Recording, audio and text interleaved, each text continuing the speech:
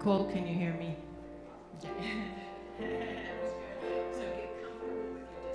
Yeah, I think I need to be about this. I, that seems pretty good. I'm short.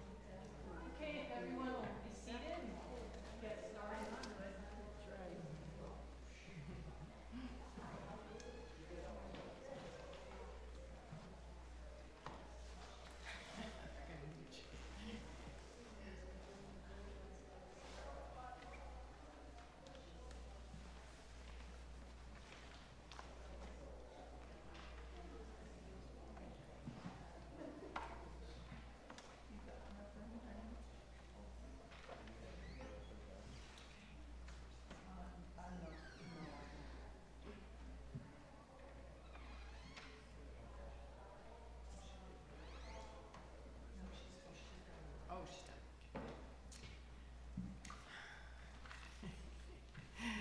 Um, Good morning and welcome, everyone.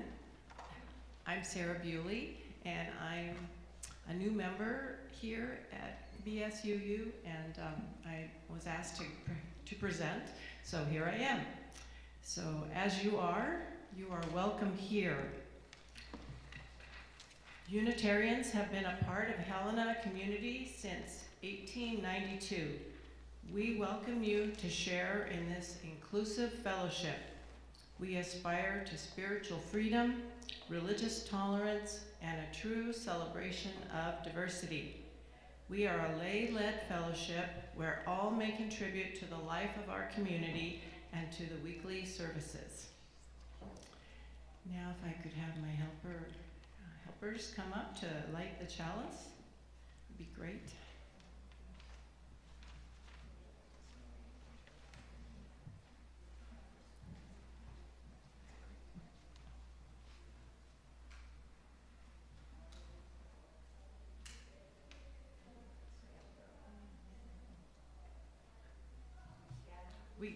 We gather this hour as people of faith with joys and sorrows, gifts and needs.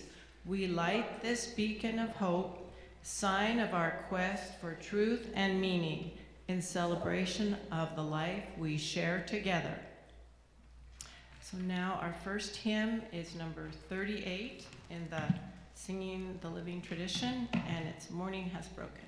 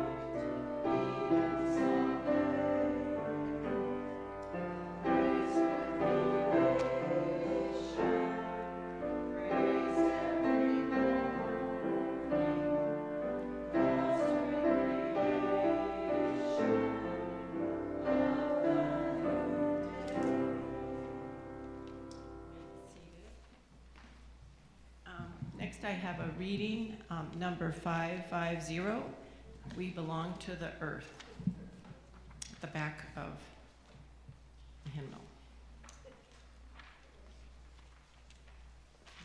Let's read it responsively. This we know, the earth does not belong to us. We belong to the earth. This we know. All things are connected like the blood which runs from Bethlehem. All things are connected. Whatever befalls the earth befalls the sons and daughters of the earth. We do not weave the web of life. We are merely a strand in it. Whatever we do to the web, we do to ourselves. Okay, thanks. Okay, then we have now time for joys and concerns, and this is a time to share as a fellowship our heartfelt joys and concerns, and there will be a private or more personal time after the streaming has concluded. Does anyone have anything they'd like to share? I can bring around the microphone. Yeah. There's somebody?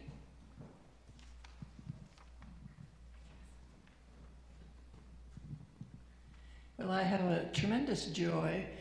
A lot of us attended the symphony last night, and I have to say it was my first time ever attending the symphony in person. And I was so moved by getting to witness and feel the music and that terrific conductor, Alan Scott. So it's a great joy to me to know that here in Helena we have such a tremendous asset and such a great cultural resource. I also want to celebrate Judy and Katie are in California for a week. They got gifted with a trip, and Judy's getting to see a bunch of her music buddies and making her very happy, and this is a nice plus in what has been a very difficult year. Anyone else? I'm Georgia. I ditto what Cass just said about the symphony, and also how long our autumn has been.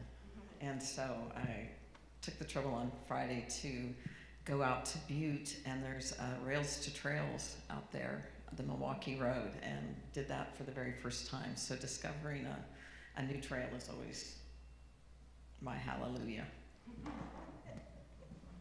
Anyone else? If any of you don't know, our friend Bob Morgan died this week, and we feel for that.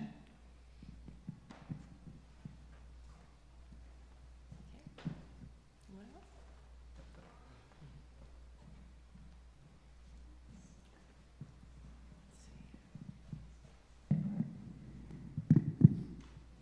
Okay.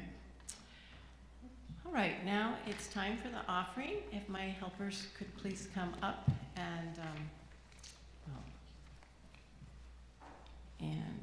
thank you for your gifts this day and for all the gifts of action that make this community possible. If you are visiting, please remain our guest. Your presence is our gift, is your gift to us.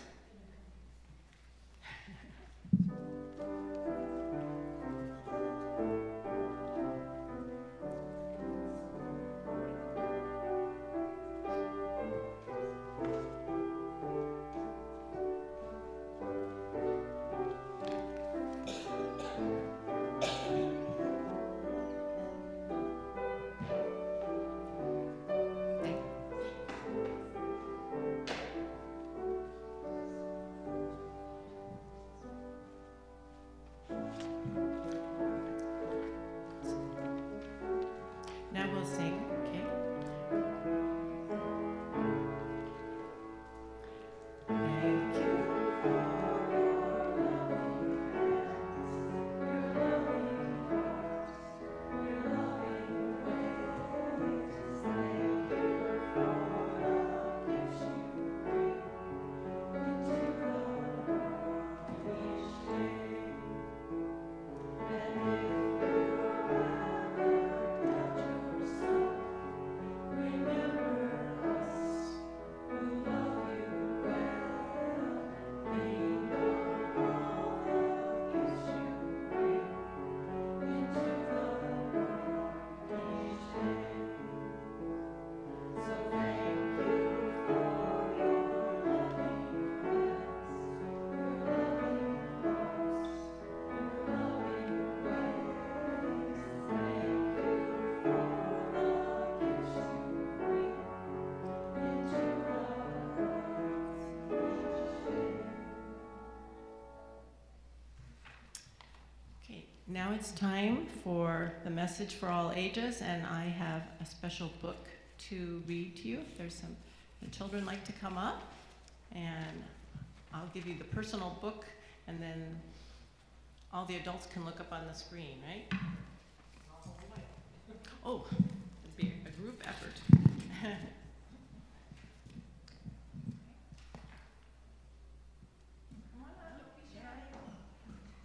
Good timing, Grady. Yeah, well, we can wait. We're not in a big hurry. You want me on this side or that side? Can you guys have a seat?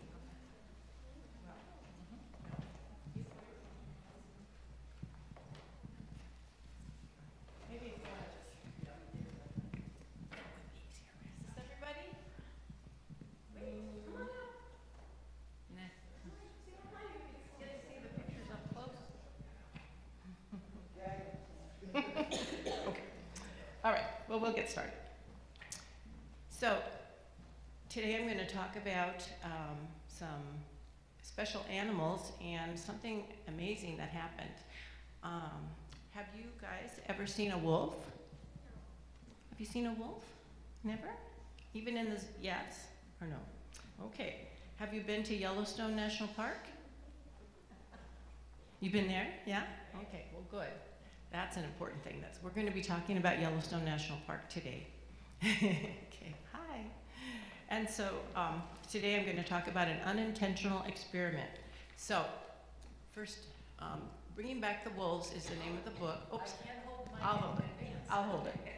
That'd be fine. Thanks. And so this is how a predator restored an ecosystem. And that's kind of an interesting thing because an ecosystem is a biological community of interactive organisms. That means they all work together in this community. And next one, click again, yeah. And this book is written by Jude Isabella and illustrated by Kim Smith. So I selected a few pages from the book so you guys could look. All right, so here's the first page, and you guys can look too. So this is up there too. You can look up there as well. And so you can see the wolves running across the landscape, and you can see where Yellowstone National Park is on the map, that little map in the corner. And look at that beautiful, all those beautiful wolves running across. And this is called an unintentional experiment is because it didn't start as an experiment. Now, you guys know what a spider web is, right? So spider webs fit together, and so the ecosystem is like a web as well because each part plays a part with each other. If a part of the web breaks of a spider, then the spider has to repair it. So that's kind of what happened here. So if any part breaks, okay, so if there were no soil or dirt, could there be trees? No. If there were no trees, could there be squirrels and birds? No, so see, they all fit together. They're good? Or no, they couldn't. All right. Now, if you could do an experiment and take away one important thing, one important member, and watch what happened, I mean, that would be amazing. So that's why it's an unintentional experiment, because what happened in Yellowstone Park, the wolves disappeared for 70 years. Okay, so taming the wild. What the US government wanted to do back in the early 1920s, not 2020s, was they wanted to tame the wild, and they thought the wolves were a big problem. They were too dangerous. They were, you know, in the settlers' ways, and they were killing sheep and things like that. So they told people, go ahead and kill all those wolves. Isn't that kind of mean? But they did that. And so the wolves, by 1926, the wolves were all gone. There were no more wolves in the park. Okay. So the wolves are a keystone species, and that means that they are the most important, or they're a very important part that affect all the other species of them in the park, in Yellowstone. And when one goes missing, when one part goes missing, many of the other living things are also indirectly affected. So if you look at that big picture up there, you can see the wolf up in the top left, and all those little arrows drawn to all the other animals. It's kind of like a web. See, that was the Yellowstone food web. The wolves would eat the rabbits, and they would eat the elk, and then, you know, well, I guess they wouldn't eat the rabbits. They would eat the elk, and some of the smaller canids, like coyotes and all, would eat the rabbits, but it was a very intricate web. Okay. So what happened was all the wolves disappeared, and look at that scene, no wolves. What do you see in that picture? A lot of elk, lots of elk. Do you see a lot of trees along the river?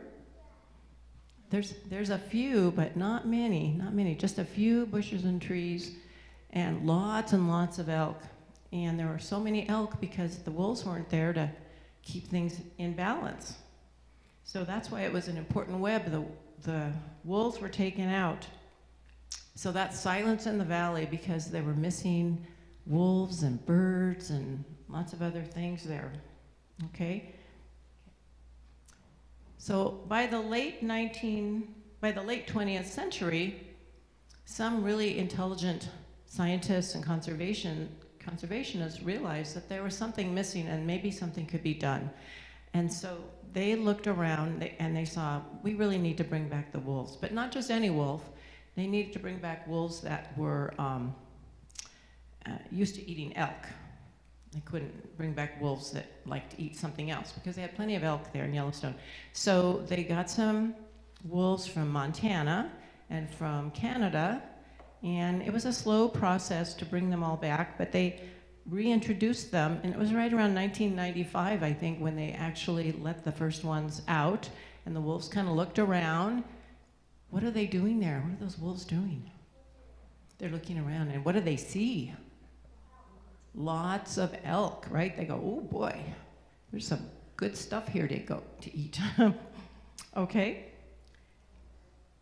So when that happened, there was a big transformation that I think surprised even the scientists and conservationists. When the wolves came back and they started eating the elk and the elk started disappearing a little bit, trees came back.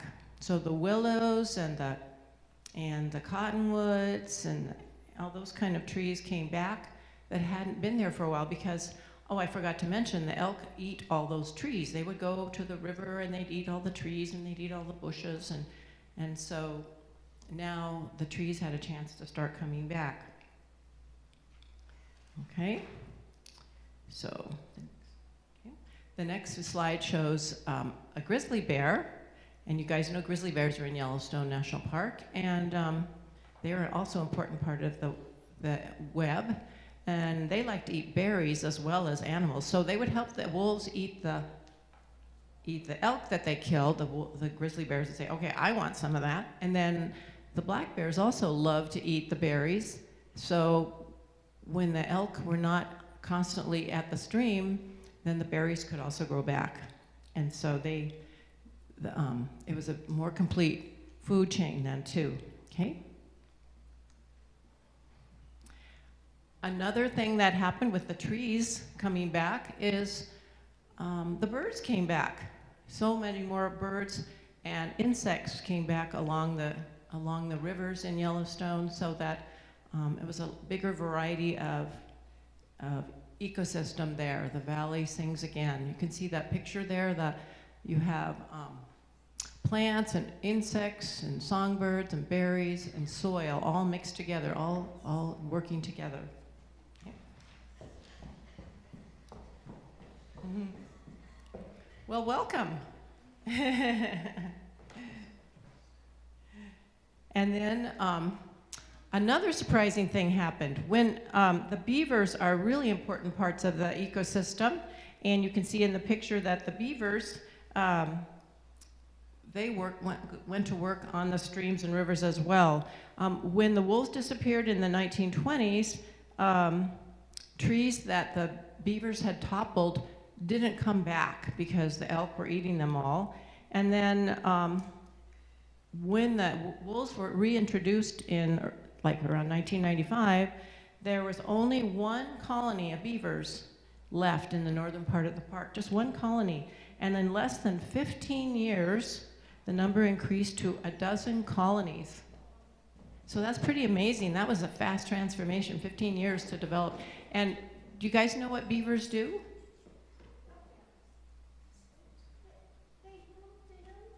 They build dams.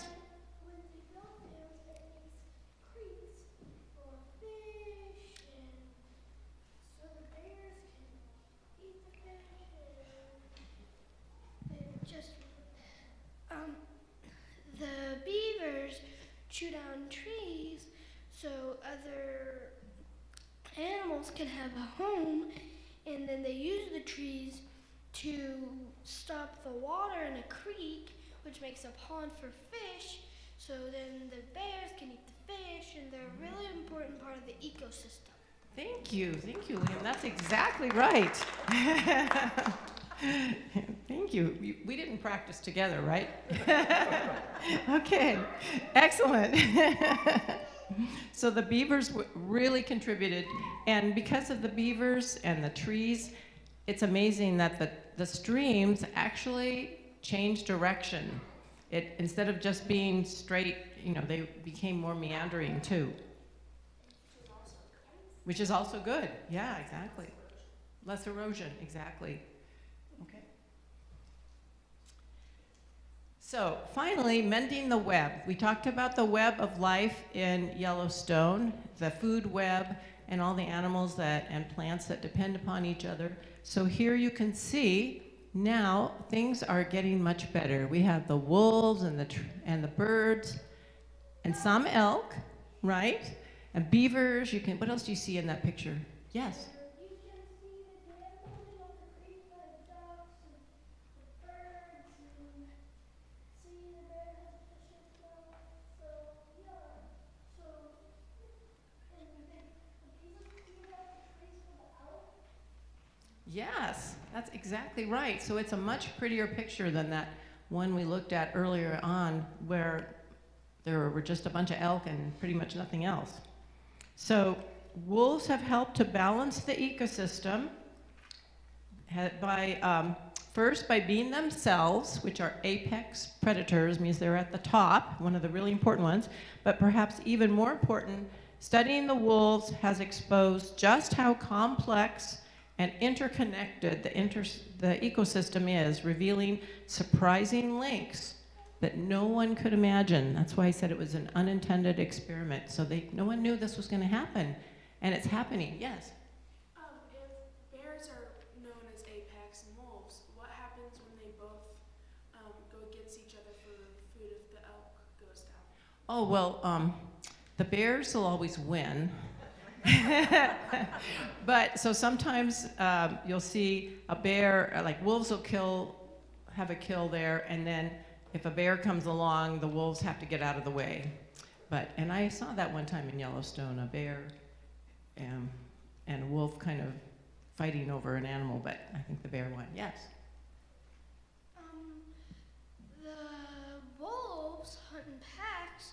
So on National Geographic, I seen a pack of wolves take down 3 bears. Oh my gosh.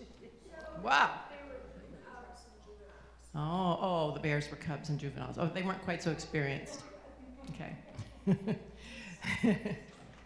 Oh, okay, thank you. So I thought that this book was fantastic. I'd read about it, or I'd seen it I had seen this on a film by National Geographic, I think. But this book really tells how the web of life is so important, and if you take out one part of it, everything else just kind of falls apart. And when I read this book, I thought about the 7th principle of Unitarian Universalism, which is that we have respect for the interdependent web of all existence of which we are a part. Okay, well, thank you, kids, for coming up. Thank you, everybody. Any questions or anything else? Hmm?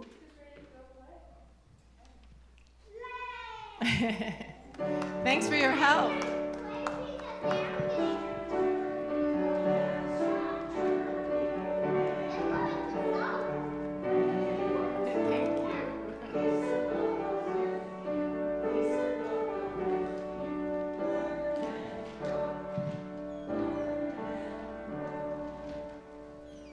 Well, I had some unexpected help there from Liam, so I guess we're all interdependent in this web of life, right?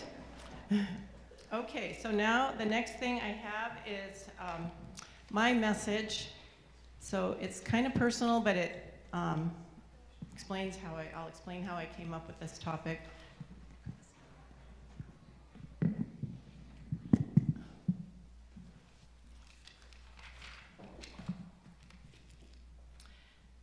So, I mean, I always enjoyed nature and loved being outdoors, but perhaps now I do more so than when I was a child. But so I didn't really grow up.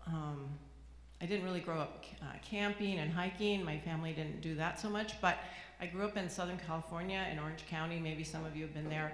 And when I was there in elementary school, there were orange groves everywhere and strawberry fields everywhere, which of course isn't natural, but it's open space. And I remember going to strawberry fields with my grandmother and driving by the orange blossoms and loving that.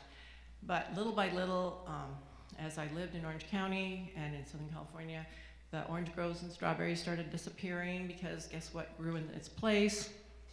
Houses. So, and shopping malls and things like that. So I thought that was very sad. Towns just kind of grew into each other and we missed out on a lot of the open spaces that were there. So I never really thought too much about the impact of humans on nature. I mean, this book is an example of how humans are really a destructive part, and then perhaps a helpful part at the end there. But of course, in Southern California, we suffered with smog. You could see the air, which was not really reassuring. And it was really great. I noticed when they started, the government and people started taking action to alleviate the smog, and it really has so much improved. I mean, you don't really see it there so much anymore. Also, I read about and heard about acid rain in the east, and I know that people tackled that problem and that improved a bit. So, humans can cause a problem and then, sometimes take action to fix it. So I enjoyed in Southern California hiking and camping with my late husband and my daughter. We would go camping and have a good time, and it was fun to be out in nature and just see what it was like, see the squirrels and the birds and all of that. So I started growing to have much more appreciation of nature. And then later, more recently in 1997, we got a dog, a Springer Spaniel named Mickey, and I don't know, I mean, I had a dog when I was younger, but I just started really noticing, here's this dog, what's he thinking? And just thinking about, wow, he really has a spirit and, feelings and things like that. And I just started thinking about animals in general, how they must, they all have a right to be here on this earth, and they have feelings, and some people, just ignore them or treat them badly, and, that really makes me sad. So I just started thinking about that a lot more. And so in about, a little bit before the year 2000, sometime living here in Montana, it's a great place to be outdoors, of course, and there's a lot more wide open spaces as opposed to in Southern California. And so I read about a hike that was taking place somewhere, like, I think it was around Ulm, and so I thought, I'm gonna go on that hike, because we had gone on hikes and in Glacier Park and things like that, but I wanted to explore a new area. So it was formerly Montana Wilderness Association, now called Wild Montana, but so I signed up for the hike and went on the hike, and it was so fun to go along with some other people who were like-minded, enjoyed nature, and also the leader was able to tell us things about the area, and I thought that was so great. So I started looking for more hikes like that, and I joined, became a member of Montana Wilderness Association at the time, and went on more hikes and met some really great people. So the leaders helped point out the interdependency of the ecosystem, similar to the book that I just read about Yellowstone. And I began to become more of an advocate, because the leaders, when I go on these hikes, and they would point out why certain areas, a lot of times that hikes were targeted to areas of concern, that areas that deserve to be protected, that maybe were threatened or just not being protected, and that's still going on today. But I became more of an advocate, not just a follower. And so in about 2015, I joined the board and the Island Range chapter, which is up in I live in Great Falls, I forgot to mention that. So up in Great Falls, that's the Island Range chapter, and it's a huge chapter. It goes up to Havre, and it goes over to East Glacier, and then all the way east to Glasgow, and so it's a huge chapter. We have a lot of area, but here you have the Wild Divide chapter, and so I know it's active, so put a plug in for them. And anyway, I really enjoyed, so on the board, I got to learn a lot more, because some of the board members were former U.S. Forest Service employees, and they knew all kinds of things. So I learned a lot more, even just being on the board. I was a secretary for too long, and not my favorite thing.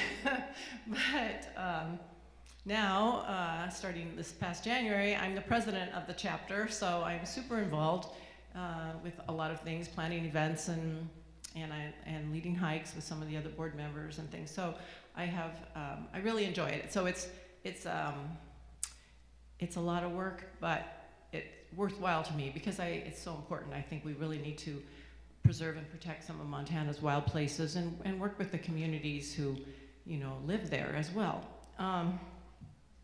So I'm really involved in that, and that's one of the things that has really brought me closer to nature and helping me find some things I can do about it to help.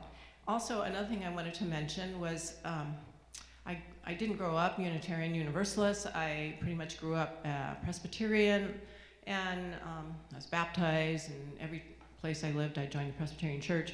But so I was a member up at First Presbyterian Church in Great Falls, and I don't know, little by little over time I was just realizing, this isn't really where I belong. I don't really believe some of these things. I thought, well, I don't really like the Old Testament, and then thought, well, if I don't like the Old Testament, what am I doing believing in the New Testament? I mean, it has some great it has some great advice, ways to live, which I can really ascribe to that. But some of the details, when you get down to the details, I just can't wave hallelujah. So but anyway, so little by little I started, kind of, moving away and not being so involved. But I did do this one Bible study kind of toward the end, and I couldn't find my book. I think I had tossed it, but it was, sorry. But it was, it had to do with protecting Eden and looking at it in a different way. So some people think of Genesis, and it says that man has dominion over the earth, and that's what so many people practice, with their drilling and killing animals and all that, and I just never felt that was right. And so this was looking at it in a different way, like man has the responsibility to protect the earth, and instead of running roughshod over it or something. And also in this study, we talked about how we treat the earth, like factory farming, and it pointed out some things about that, and ranching, and just how animals and the soil are treated, especially animals in those feedlots and things. And it was just like, oh my God, I just can't stand it. So I was kind of wanting to be a vegetarian, and I moderately successful, but I don't eat meat that much. I mean, I don't go after it, but I don't refuse it, I guess. But I really think about the animals who have given their lives to feed us, kind of like how the Native Americans treated the buffalo. I mean, the bison, they ate it, but they respected it too. And I feel like, if we're going to raise animals for food, we should respect them for the short lives that they have. Should be pleasant, not, torture or something. So anyway, I've given a lot of thought to that. How did I come here?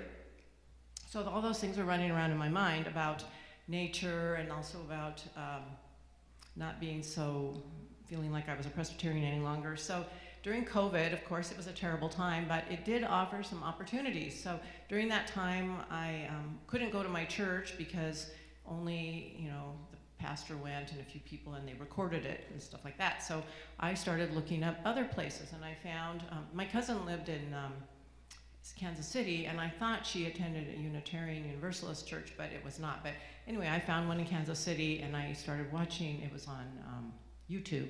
And I thought, wow, I really enjoy the talks, the sermons or whatever, and it was really meaningful to me. And then I thought, well, let me look it up a little bit, and I found the 7 principles, and I thought, wow, this is something I can believe in. This is something I can ascribe to as a way to live.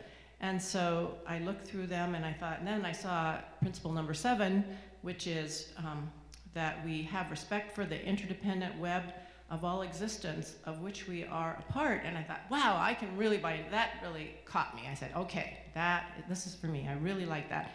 And I like all the others too, but that one just especially, I thought, wow, a religion or a congregation that puts, the whole earth as important, not just ourselves. I thought that was awesome. So I thought, well, I was watching this one in Kansas City, and I thought, well, I wonder if there's one in Montana close to me, and there is none in Great Falls, but then I found you guys, and you were on Zoom as opposed to YouTube, and so I thought, wow, so then I could really interact with people. So, you know, everybody was on Zoom at that point, and but I could participate in conversations and get to know some of you. I remember meeting several of you on Zoom, and then when you all came back here, I was a Zoom host a couple of times and met a couple of people personally when we had the small group. So I just felt really welcomed, and so then I came down and met some of you in person, and that was great. So then the rest is history. Okay, so here I am.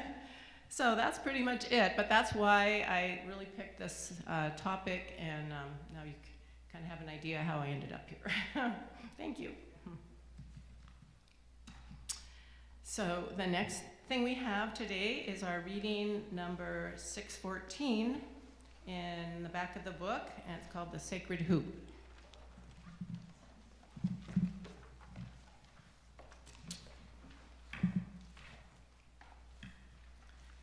I enjoyed finding some of the readings and all that really spoke to me. Okay, this is a Native American, The Sacred Hoop. And so let's read it responsibly. Then I was standing on the highest mountain of them all.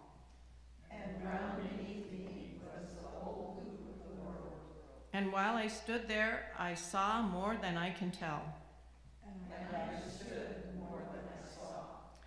For I was seeing in the sacred manner the shape of all things of the Spirit.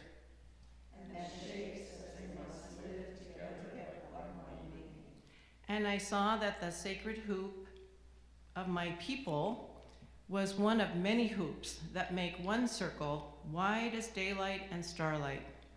And in the center grew one mighty flower tree. To shelter all the children of one mother and one father. And I saw that it was holy. Okay. So now we have time for a silent meditation.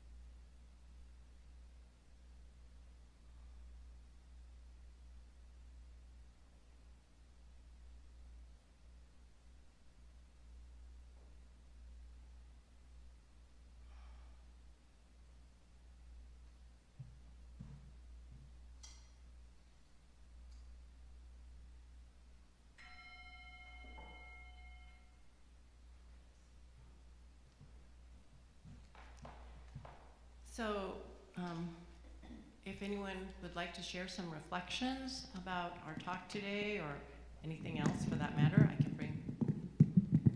I could bring this around.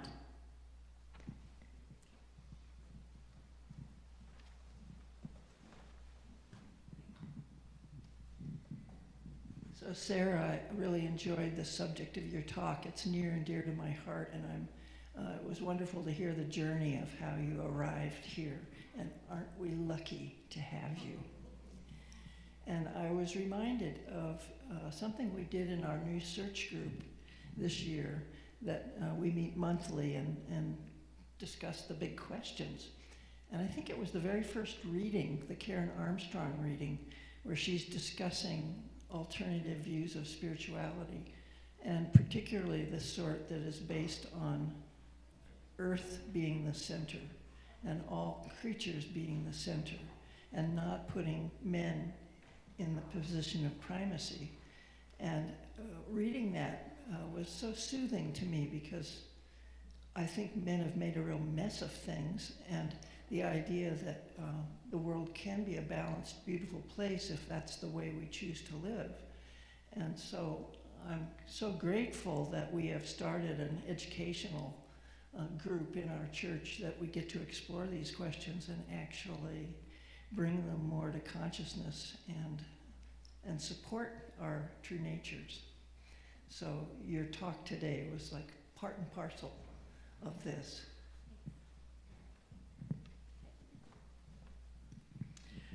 Sarah, I want to tell you that I admire and appreciate your commitment that you come all the way from Great Falls to our congregation and contribute your talent and your time. Thank you.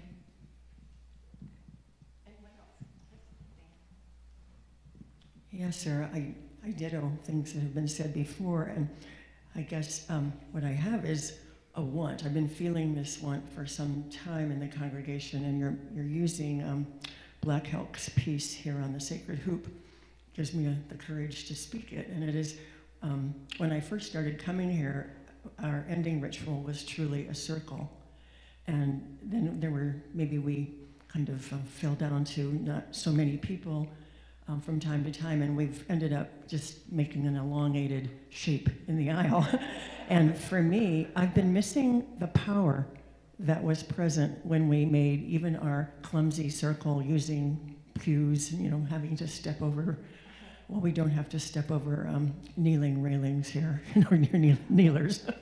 But I've been missing it, and if people are amenable, I would like to follow what Black Elk says, and part of this piece that you had us read that isn't here is, he said, there is no power in a square.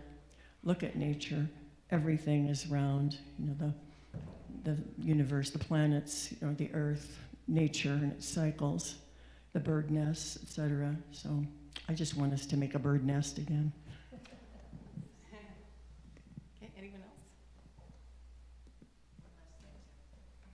Okay. Oh. Okay.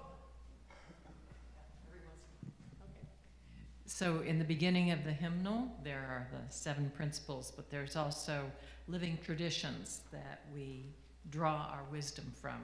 And the last one is the spiritual teachings of earth-centered traditions, which celebrate the sacred circle of life and instruct us to live in harmony with the rhythms of nature. So, fits right in. Thank you.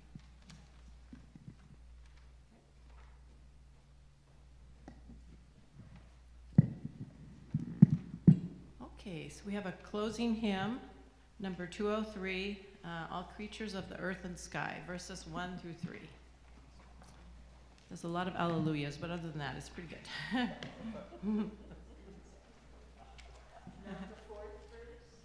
No, just 1 through 3.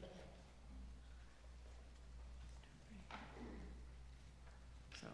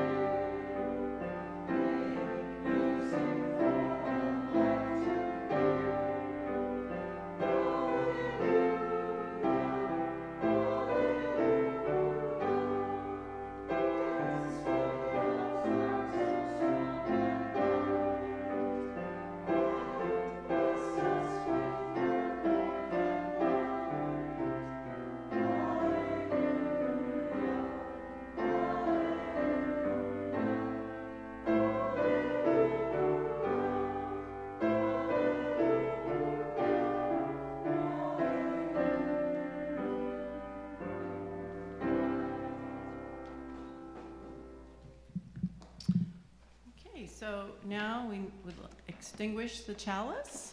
So can you help me do that?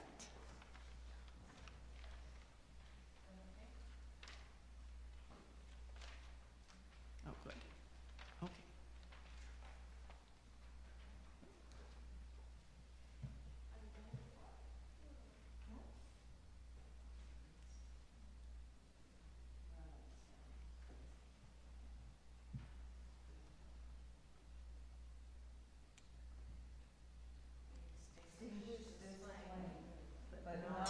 Light through the warmth of commitment or the fire of commitment. These we carry in our hearts until we are together again. So, announcements? Yeah, I just have one. Okay.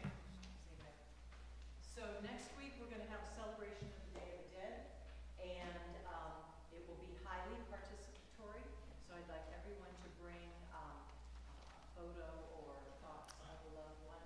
Doesn't necessarily have to be someone who's passed within the last year, but most timely, since the big freeze is coming on Wednesday, if you have flowers that you are willing to bring and could cut them Tuesday night and then bring them on Sunday, maybe an aspirin in the bottom of the lots will help, but, it would be nice to do it in the, Mexican tradition, as many flowers as we can muster.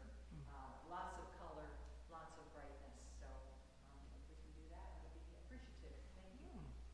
Oh, and Pat? So next Sunday is also potluck, Right. and I need 4 people that will help set up and take down. And if you can let me know what coffee here, I'd appreciate it, thank you. Okay, so that's, oh. One more. Lynn Boland from UCC talked to me before the service today. She told me about a defibrillator. I think I said that right. It's a machine that is set up in the fireside room. And in November, sometime during November, they're going to have a kind of a instruction session on how to use that. If anyone in our congregation is interested in knowing how that works, contact Lynn Boland. Can we get it in the printed announcements, maybe? Yeah, I think that would be really wise. Thank you. A heads up. It's easy to do. Trust yourself, and she tells you what to do, so it's a good thing to know. But to get familiar with it, that sounds great. Is that it? Okay, this is the end of the recording. So now if people have private joys and concerns they'd like